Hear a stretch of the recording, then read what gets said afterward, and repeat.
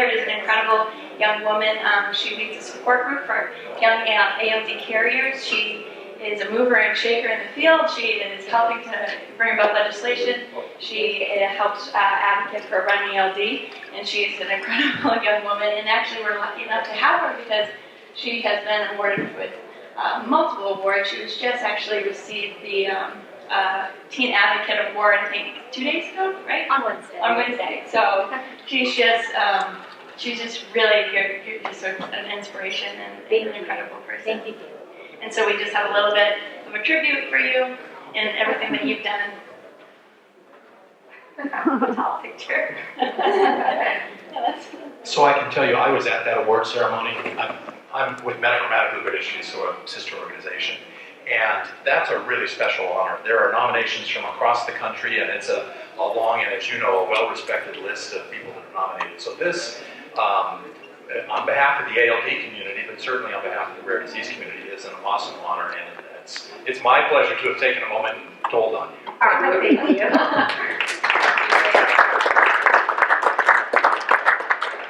So I'll finally be quiet and let Taylor get going. Alright, so hello everyone. My name is Taylor Kane, and as Kaylee mentioned, I will be speaking about my experience as a young ALD carrier and about some insights that I've gained and research that I've done in connection with a support group I started called YAC, which obviously stands for Young ALD Carriers.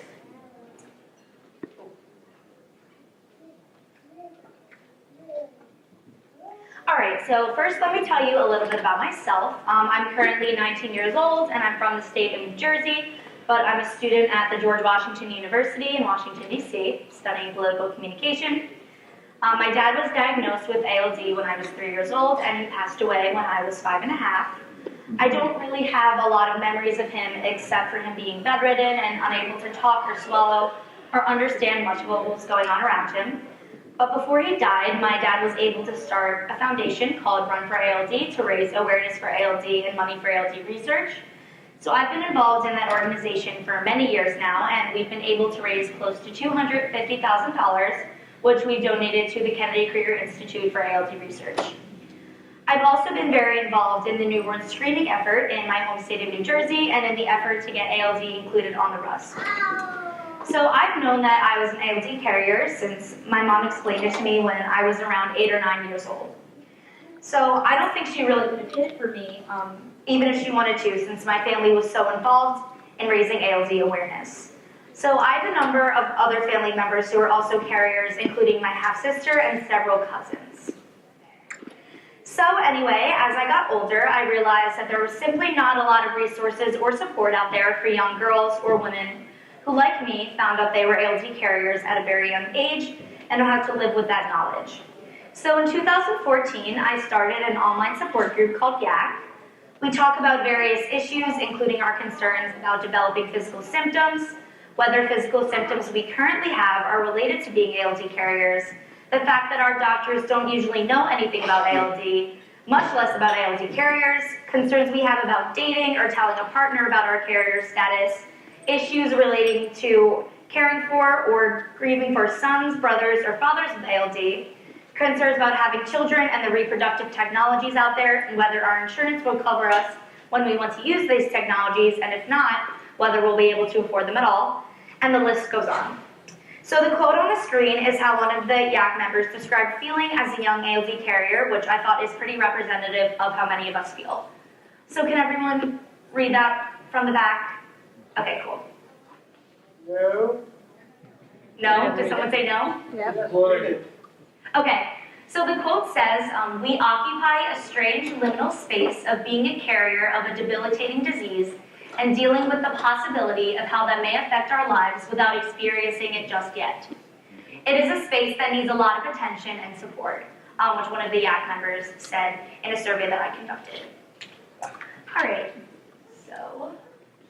so YAC has close to 100 members, and it's made up of young women in their teens and 20s. I think a few older women may have sneaked in there as well, but the group has carriers from all around the world. While most are in the US, we have members from Canada, England, Germany, Spain, Switzerland, Estonia, Argentina, and Singapore, just to name a few. So around a year and a half ago, I put together a video consisting of some of the YAC members discussing their various thoughts and concerns, which I thought was pretty enlightening. So it's not a professionally made video. I basically just edited together a bunch of Skype conversations, but I do think it's pretty informative, so if anyone's interested in checking it out, you can just go on YouTube and search Young ALD Carriers and you'll find it. So with more and more states starting to screen newborns for ALD, more and more female carriers will be identified, which obviously makes these issues particularly relevant now. So unlike in the past, when carriers only found out after having a father or brother diagnosed with ALD, or they had a son with ALD, a girl's carrier status will be known by at least her parents at the time she's born. So obviously parents will have a number of questions, such as, is there anything I can do to prevent my daughter from developing physical symptoms? At what age should I tell my daughter she's a carrier? What should I tell her? How will this knowledge affect her emotionally? Should I start a savings fund now so that she can afford IVF with pre-implantation genetic diagnosis if she wants to have children? So given all of these and other questions, I thought it might help to let the medical community and that other ALD advocates and families know what young ALD carriers themselves actually feel about these issues. So I sent out a survey which allowed YAC members to respond anonymously and asked about a variety of issues. So I presented my initial results of the survey at the ALD Connect conference in Boston in 2015, but since then I've almost doubled the number of respondents and have updated the results that I would like to share with you today. All right, so the first slide depicts the ages at which the respondents found out they were ALD carriers. So in response to this question, 62% of respondents indicated that they found out they were ALD carriers before the age of 18 as a result of male relatives, including brothers, fathers, and uncles being diagnosed with ALD. 19% of the respondents found out before age 13, also as a result of diagnosis of male family members. So out of the 38% of women in the survey who learned they were carriers after age 18, 42% of these women found out only after having a son with ALD. That number amounted to 16% of the total number of respondents. So YAC members were then asked how they felt upon learning that they were carriers, and not surprisingly, 100% of the women who responded to the survey indicated that initially they felt some degree of worry, fear, shock, or sadness. The degree to which they were sad and fearful did depend to a large extent upon the age that they learned they were carriers and the circumstances surrounding that revelation.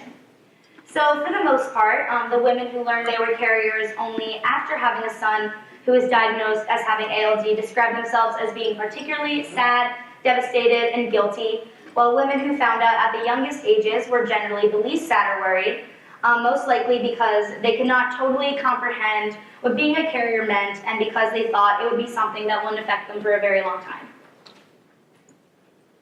So when these same women were asked how they felt now about being a carrier, after having presumably spoken with doctors or other carriers, or both, and having learned more about ALD, the vast majority of them expressed that they feel better, stating things like they were less fearful, somewhat reassured, or better and will deal with it in the best way possible. However, most said they were still worried about developing symptoms. Those who had affected sons were the only ones who indicated that they did not feel much better and still expressed anxiety and depression over their carrier status. There were other respondents who didn't quite fit in with the rest. One person really looked on the bright side and indicated that she felt hopeful and fortunate because of modern medical options. Another said she felt deceived because her parents had told her that only men and boys could get symptoms. So group members were asked what age they believe, based on their personal experience, is optimal for a girl to be told that she is an ALD carrier. And as you can see, 100% of the respondents felt that girls should be told before age 18. The group was pretty much split as to the exact age a girl should be told. 28% said girls should be told as preteens, which was defined under age 13. 33% said they should be formed as mid-teens between the ages of 13 and 15. And 39% said the best age was to tell in the late teens between the ages of 16 and 18. So a number of respondents did also mention that their options might vary upon particular circumstances, such as if a girl was extremely mature at a young age or less mature at an older age.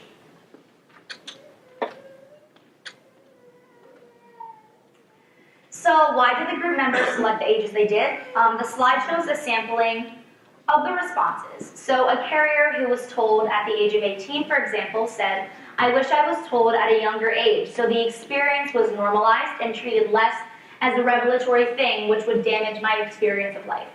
A woman who didn't learn she was a carrier until she was 21 said she thought girls should be told between 15 and 18 when they're mature enough to understand and of childbearing age. A girl who learned she was a carrier at age 18 said, "I wish my parents had told me earlier so I could have had more time to process it. They said they wanted to keep it a secret so I would have a more normal childhood, but I would have preferred knowing at a younger age." And finally, a girl who found out at age 9 stated that she felt more prepared finding out at an early age. So there wasn't one woman in the questionnaire who said they learned of their carrier status at too early of an age. Either carriers were satisfied with the age they found out or they wished they had found out earlier. So in fact, and I didn't include this on the slide, but one respondent who learned she was a carrier at 16 through her own online research, rather than being told by her parents, said that she felt angry and crushed that her parents had hid her carrier status from her and that she did not tell her that she was a carrier by age 16. So I think these results are something that parents are faced with telling a daughter she's an ALD carrier might want to take into consideration.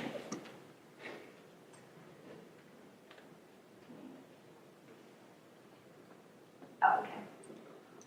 So when my dad was first diagnosed with ALD more than 15 years ago, my mom was told that there was nothing to worry about as far as I was concerned, that ALD carriers don't get any symptoms. But now we obviously know that that's not true.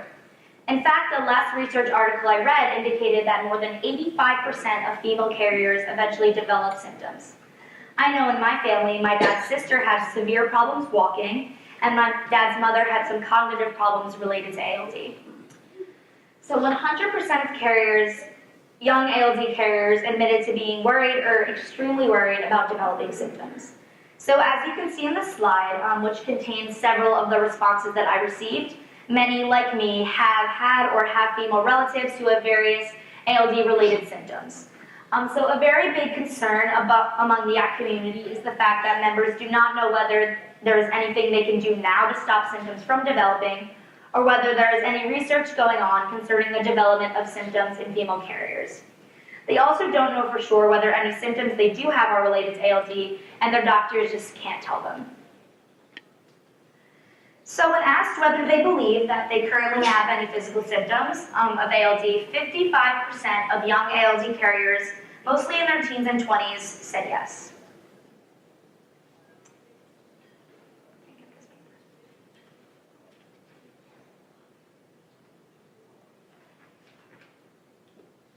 So this chart depicts the nature of the symptoms which YAC members reported and which they believe to be related to their status as ALD carriers. So as you can see, 18% of respondents have clumsiness, which they believe is related to ALD. 18% have lower extremity pain, 14% have bladder issues, 9% have lower extremity numbness or tingling, 9% have fatigue, and 5% have problems with memory.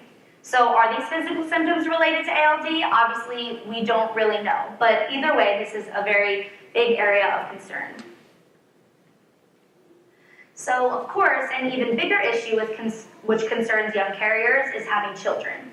So most group members have definite opinions when it comes to reproductive options, and as you can see, the overwhelming majority, 76%, have had or plan to have IVF with PGD. 12% said they are leaning against having children at all because of the complications involved with possibly having a child with ALD. 6% chose CBS testing, and another 6% didn't use any of these technologies. So the largest concern of young ALD carriers when it comes to having children isn't really the method, since IVF with PGD is the clear choice of most, but the cost and whether the procedure will be covered by insurance. So this is something we really worry about, and to many group members, it's simply not affordable either here in the US or in other countries. So if you look at the fourth quote down, that was from a member who lives in Canada, where IVF and PGD are not covered, who had already spent over $30,000 trying to conceive. Yeah, basically the quote just says, none of our costs have been covered without adding up The exact total, we are about $30,000 spent so far. And the last quote is from a member in Australia who indicated that the cost there is over $10,000 per try. So group members have mentioned borrowing money, trying to enter some type of clinical trial to help pay for their expenses, or starting a savings fund years in advance so that they can have children. So this is obviously a huge worry among young carriers. As far as access to information, carriers were asked whether they felt they had sufficient access to medical information, and studies about ALD and ALD carriers. And as you can see, 64% said no, while 36% felt that they did have sufficient access to information. So there are some these are some representative comments from group members about sufficient access to medical information. So I'll just go down the line and read them. The first comment says, here in Australia, we have very few doctors well acquainted with ALD, but we have just started working with a professor in Sydney, 3 hours away. The next member said, no, not at all, and it's frustrating. Most doctors look at me blankly when they have no idea what ALD is. Quote 3 says, no, we have no access in Georgia. I get my information in the ALD group on Facebook, and lots of research online from Kennedy Krieger. And the fourth quote says, where I live in Texas, I definitely do not have access to the most informed doctors. I've done a lot of internet research, but I've found that not all the sources are very reliable, and some of the people who post things are not well informed. So generally, unless the respondents lived in major cities with hospitals which specialize in ALD, they are pretty limited as far as actually seeing informed doctors and got most of their information from the internet. So carriers were asked whether they would like more support, and here are some of their responses. The first said, yes, funds to help with IVF. The second said, I would like to meet with other young carriers and speak with them about their journeys. I want to be able to coach other women younger than me too. And the third said, there needs to be emotional support for carriers in their parenthood journey, as it is a very difficult journey to traverse. Many people can be judgmental and make a person feel as though they are not doing the right thing and ultimately question themselves and what they believe in. I have run into many carriers who do not have the support of medical professionals, who tell them that their symptoms are not part of ALD, that women cannot have symptoms from ALD, or dismiss their ALD-related concerns altogether. From experience, I can say that it's very difficult to find a neurologist familiar with ALD when it comes to female carriers. The next said, absolutely need more info, especially preventative strategies for symptoms. The next said, carriers should be educated about their options and start saving at an early age so that they are able to take the route that they choose for their plans on starting a family. The next said, my doctors in Australia have stated to me that they think it's wrong, that people with deadly genetic diseases don't have access to affordable options. And the last quote says, I would like to see more emotional and medical support. Most doctors have no idea what ALD is, and I feel like I need more answers instead of just blowing my symptoms off. So for the next question, the survey asked, do you find that belonging to a social media group like YAC is beneficial? This is another question where 100% of the respondents said yes, and I've included a few of the representative responses, which I'll read to you now. The first said, yes, unity across the globe, feel connected. The second said, yes, I don't feel alone anymore. The third said, yes, it allows for new ideas to be brought up and other ideas expanded upon. It is support for people who may not have the ability to connect with another ALD carrier. The next says, yes, emotional, informational. And the last says, yes, finding this group was awesome. It made me realize I wasn't alone.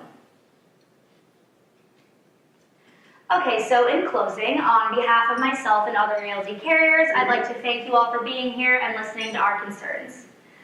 So if you would like to join YAC or know someone who could benefit by joining, you can reach us on Facebook, on the Run for ALD website, or my Remember the Girls website, or by email. Remember the Girls, I'm in the process of developing a nonprofit that's expanding carrier concerns from just ALD carriers to all carriers of X-linked recessive genetic disorders, because I found through my connections that a lot of the problems that ALD carriers face are very similar to the problems of other carriers for X-linked genetic disorders. So I'm in the process of creating Remember the Girls, which is a nonprofit to raise awareness and just have more carrier voices in the public sphere. So, thank you.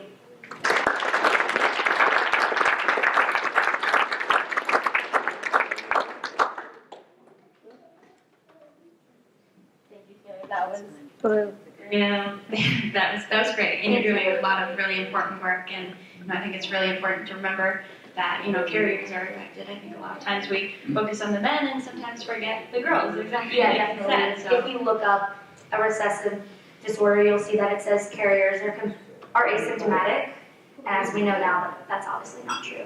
So I think, it's very important what you're doing. And I want to open it to if anybody has any questions. So I have Lily. So, two-faceted questions. So one is you seem to know a lot about biology. So one question is, how did you learn? And then why are you doing poli-sci instead of pre-med? I'm definitely not a science person. I really only know science about ALD. I've learned a lot from my mom, who's sitting right there, and by doing other research on my own and attending conferences such as this one. I was talking about my table, going to school in DC now has kind of made me less interested in politics. So I'm probably going to end up doing something in nonprofit work. I'm also minoring in women's studies, so I'm hoping that I can do something with women carriers or women with rare diseases or something like that. So we'll see.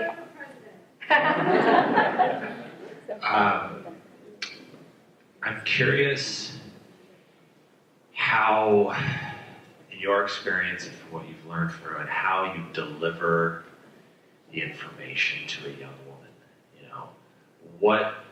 Because it's such a complex thing, it's to be a woman carrier, you not only will have the disease and will develop symptoms later on in life, but then you're also going to be passing it on potentially to your children. So I'm curious if you've come across any sort of methods or ways of best delivering that information, what that would be.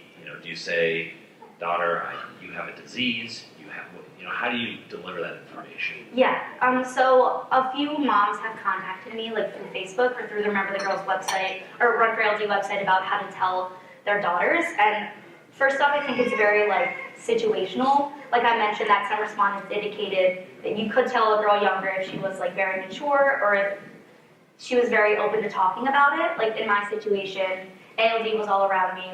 My dad's twin brother had it as well. My cousins are carriers, so it was really easy for me to understand just because I could see other carriers in my family. But as for telling a daughter that she is a carrier, that's something that we're still trying to figure out the best method to do it through YAC and through Remember the Girls. However, as a lot of the respondents indicated, they find that it's better to tell them early. Yeah. I found that finding out at age 8 and 9, it's been a lot easier for me to adjust to the knowledge that if I have children, will have to do IVF or PGD. Now that I've been thinking about it for over 10 years, it seems a lot less scary to me because I've had it in the back of my mind for all this time. And about developing symptoms too. It's just so much better for me at least, and for other carriers knowing earlier, just because they are able to prepare themselves. I think I'm hoping that every young ALD carrier will join YAC just so she can see that she's not alone, and that we're all worrying about the same things. We all don't have a lot of answers, but we're all trying to raise awareness and find these answers together. Question? First off, congratulations, you're a super person, you've got a lot of good head on your shoulders. Secondly, I'd like to ask, part of the one thing we haven't talked about, maybe medical professionals can help us, and you're a prime example of it. Insurance, who's paying for your medical bills? Because here pretty soon, if you start showing symptoms, you're definitely going to need medical care. Who's picking you up? Who's taking care of you? Yeah, exactly. And as I mentioned, I know that some states cover IVF with PGD, but a lot of states still don't. And I also know that it doesn't even work it's not like it works on the first try. So one of the YAC members who lives in California, she had to do IVF 3 times for it to be successful. So she had to pay for three separate times. So yeah, that's definitely like a huge problem that we're trying to address. Have you tried to get medical insurance for yourself, such as you go in the hospital, you get put in a wheelchair? Who's paying for that? That's the kind of thing I'm looking at. I have a niece. I have two nieces on one side. I have 5 nieces that are all have something to be in carriers. And they don't have insurance, or they won't have insurance once they get 18 or when they finish up college. Have you looked into that at all?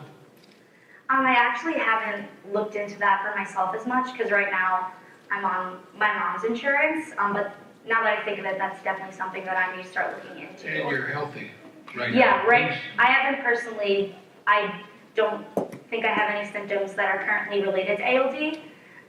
So I guess that's why I haven't exactly thought about my own insurance as much, but that's definitely something that I need to start thinking about. Help me out, doctor. Is there any professionals know the answer to that question? Just like anybody else, right? Yeah. It varies widely from state to state.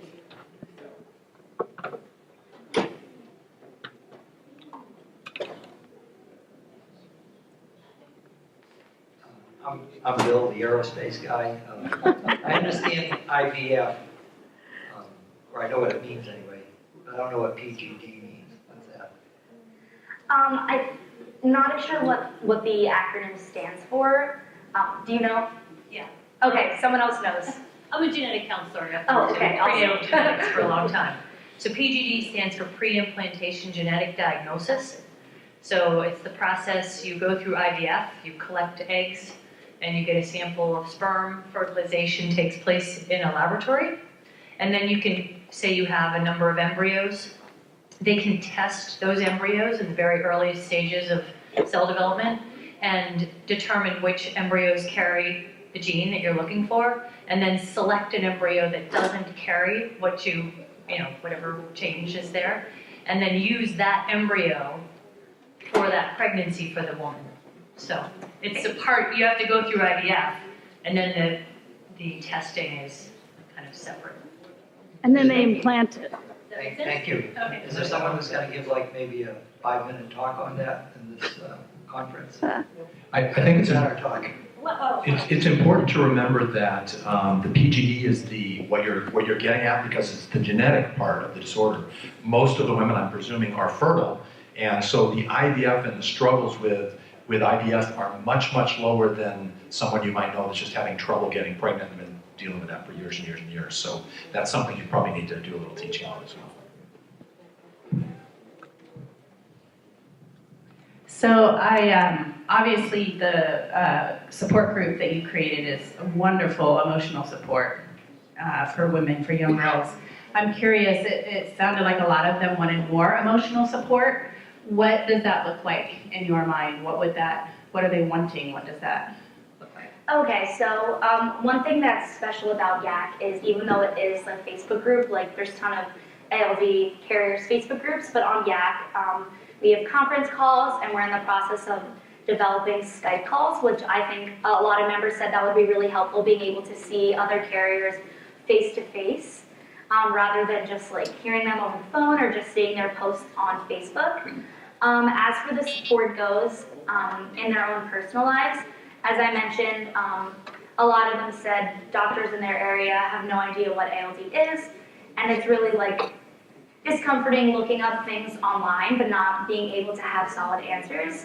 So I think that's where a lot of women turn and get the most of the emotional support from YAC and from other groups on Facebook. So I have a bunch of ideas right now, like I want to do a member of the month, and like so people can like introduce themselves and like tell their stories, so we all like learn a little bit more about each other. I want to personalize it a little more rather than just being like 1 out of 100 members in the group. I think a lot of the members expressed that they would like knowing everyone's like personal story as to why they're there, if people feel comfortable sharing, and yeah. I want to congratulate. Orange Dean. Can you hear me? Yeah, I want to congratulate you. I remember the first time you wanted to start YAG at the ULF conference, and I thought, my God, she's so young, what is she going to do? Now, a few years later, I see you've done a marvelous job. I congratulate you. I want to ask one question, and that is, you put out a questionnaire to these young children, and they have now learned about ALD. They know what some of the symptoms should be like. Do you think that the complaints they give you, leg pain, numbness, discomfort, etc., may be suggestibility rather than true symptoms? Because what is going to happen is they are going to hit doctors, and then they may want to treat pain, and that's how we run into trouble. And I wonder how you can avoid something like what's in the mind versus what is real. Yeah, definitely. So basically you're saying like if these women go and they express like leg pain and they think it's related to ALD, it'll kind of get pushed off as like being an in their mind type of thing? Or Not placebo. sorry, what? The other way around. That is, they start to think that they have leg pain because they know other carriers have it. Right. Oh, okay, yeah. I mean, and then they go to doctors, and the doctors will say, okay, you have leg pain, I'm going to give you pain medicine. Oh, okay, yeah. Then it builds up. Yeah, I think that's definitely a problem. I feel like that probably spans across so many different diseases, just like knowing that you could have all these symptoms and you're not sure. But I think like the biggest thing that would help solve that is like more medical research on like actual what the symptoms actually are, instead of just people assuming, this could be related, like we need more actual like medical research on what the symptoms are. I've never heard anyone in my group express that they started, what you're saying, they saw other women have these and they started to think that they had them as well. I haven't run into that exact like occurrence, but I can definitely see that happening, and that's definitely like a problem that young ALD carriers will definitely like have to face once the time comes for the group. Hi, Taylor. I was wondering on your website, do you give a link for where to go for getting carrier testing and what to do for anybody that's interested? I'm sure that they already have when they find your site, because I'd like to share something with everybody here. Yeah. Oh yeah, so on the YAG page, people specifically asking like what they can do about testing, that's something that we've all talked about. However, we do basically, yeah. All right. I have been obviously in the database since 2003 with my son. Myself was tested, and my mother and sister, they're in Ireland, and they had been tested. So we were in there, and my younger son that went through a transplant was being tested. So all our stuff went to Kennedy Krieger. Our daughter, 15, had leukemia. It was 6 weeks after her brother passed away from ALD. I could sit here and talk all day about the problem we had. But anyway, she's 11 years in remission now, doing wonderful. Back then, we didn't have her tested. There was no reason. It was traumatic enough what she was going through. And now that she's older, she went for testing recently. And the neurologist ordered the test, and I told her to make sure, send it to Kennedy Krieger and get it, and everything done there. The lab that worked with the neurologist did not send it to Kennedy Krieger. I don't know what they did, but they looked up and sent her a bill for $1,400 and told her the test was inconclusive. I'm like, inconclusive? I mean, my whole family is on the database. You can't, so I would not like to hear somebody get a result like that, inconclusive. I mean, I knew that she either was or she was not with all the data, my DNA testing and my family's DNA testing. We since sent it to Kennedy Krieger, and yes, she is a carrier and she is on your site. But I think that is a pretty horrific thing to happen, to get it back and say she's inconclusive when she was a carrier. Just Yeah. an FYI for everyone. Yeah, and definitely the discussion about getting tested is, obviously some of the group members face it and others don't, just because some of the group members, their brothers have ALD, so their mothers were carriers, so they have a 50% chance of having it. And then some of the other members like me, their fathers had it, so then they already know they're carriers. So that's not as big of a discussion in the group, but I think it definitely needs to expand that conversation. But yeah, that's so upsetting to hear that. I mean, I don't know too much about the medical side of like testing, but yeah, it's terrible. I just wanted to reference back to Brett's question in that he asked who is going to pay for the insurance, like who's going to pay the bills. In our situation, my daughter is 23 years old and she has a job and her medical does pay for, and she didn't go to college for what she's doing, but her medical does pay for her bills. And also, we checked to make sure that she had IVF covered under her insurance. So that's from our own experience. Was she diagnosed before she started working? She's actually not. She doesn't have a conclusive diagnosis yet. She has, she's been told since she was a young child, because it runs in our family, that she could be a carrier. She was tested at the time. She was 2 years old, and her test was negative. And then she started having seizures and whatnot in 2010, and other problems, kind of like what I've gone through.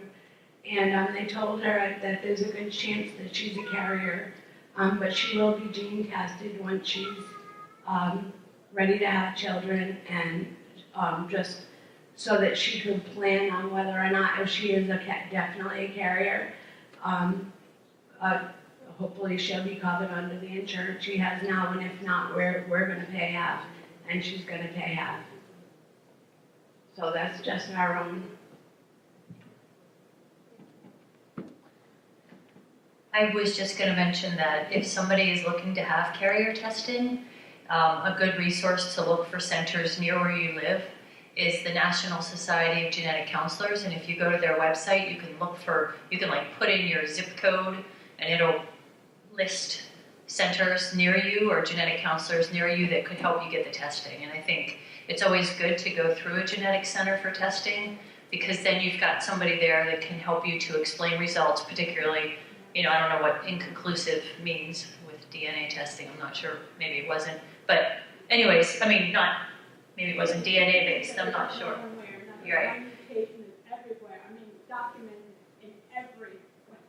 So, just in case you're looking for a resource, that's one place to go. Yeah, thank you. I'll definitely add that to the group.